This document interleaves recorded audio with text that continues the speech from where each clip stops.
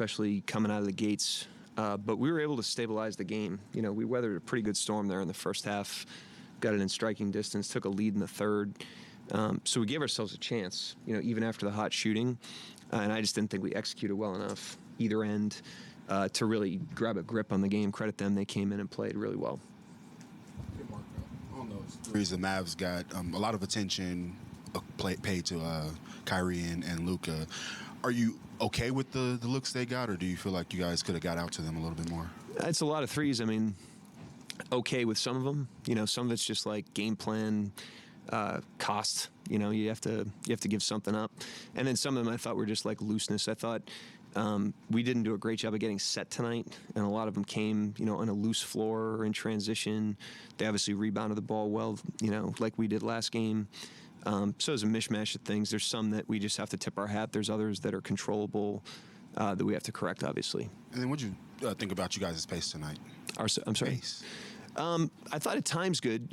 We were taking the ball out of the net more tonight than we have in a while, which slows you down. But I thought, we tried to go at times.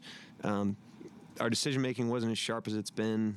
I didn't think we had great attacks tonight offensively. I just didn't think we were as sharp on either end of the floor as we've been in a long time. So got to learn from it, figure out, how we can improve and be a better team in Game 3. You gave like a back cut dunk with like 2.9 on the shot clock and, a couple walk-in threes. I can remember. What are maybe the specific possessions that, you think back on, like those are the errors that you usually don't make?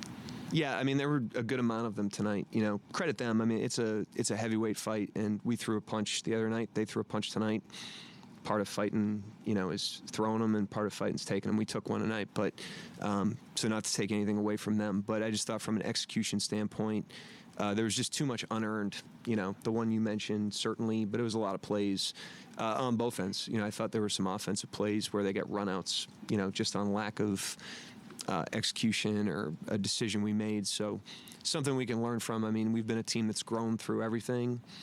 We've grown through a lot of success this year. We have to grow through, like I said, taking a punch tonight. You went with Wiggins over Giddey in the second half. What went into that decision, and what hasn't worked, would you say, in Giddey's minutes? Say it one more time. What hasn't worked in the Giddey lineup so far? I wouldn't say it didn't work. I would just say, it's a halftime subs is something we've done for a long time. It's basically an in-game substitution. So I don't view it as any different than checking somebody into the game with 8 minutes to go in the third quarter or something. So we're going to keep it fluid. We went big right away early tonight. I thought that looked pretty good. We're going to be a moving target there, do what we think is best every night. Every game's different. We're going to keep doing it. Luka's obviously going to get points. He's that kind of scorer. But what did you maybe need to do better against him tonight? Had 7 assists too. I think double-digit rebounds.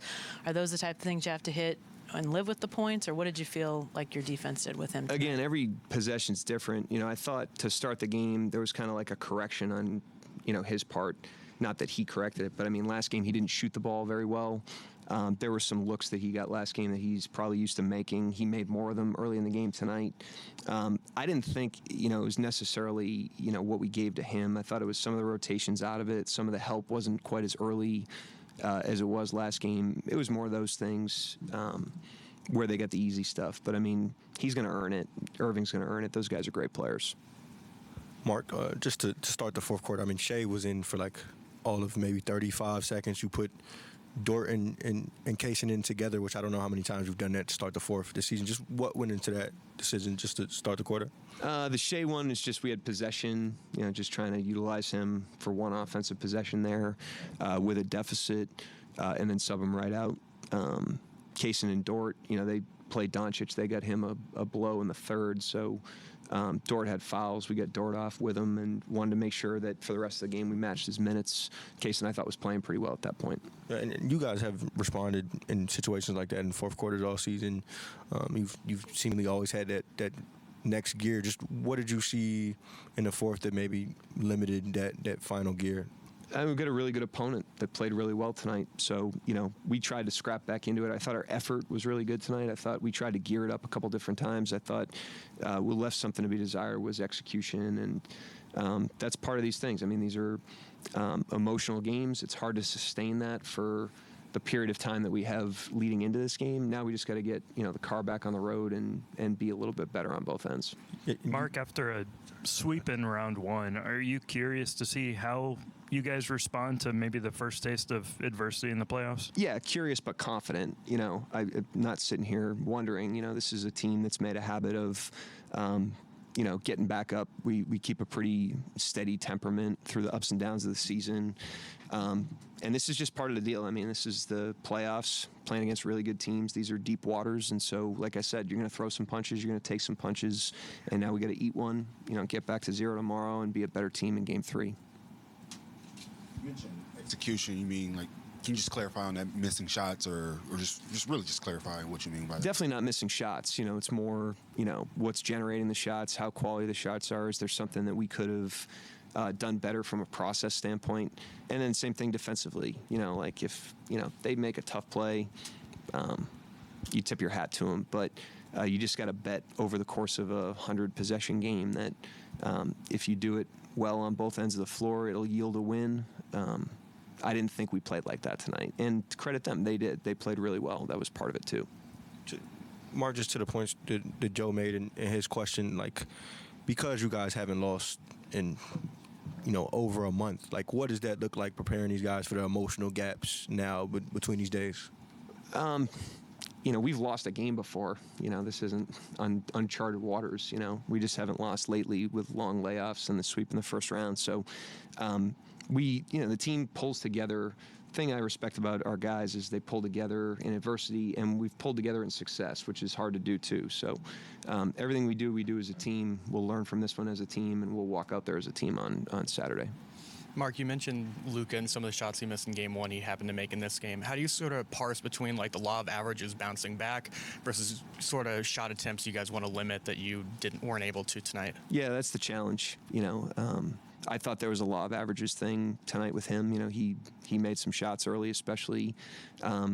And then we went and got him a little bit tonight, and the execution out of those plays wasn't great. We mixed our looks again. I think that's important against him, is not to give him a steady diet of anything. Same with Irving. Those guys have seen everything, so they'll calibrate pretty quickly. But we just got to, tighten the screws on the execution a little bit on that end. You mentioned the double big lineups. You didn't go to that much this season. What's kind of motivated you to use it like you have, and what's working? I thought in both games it's given us like a nice rim presence.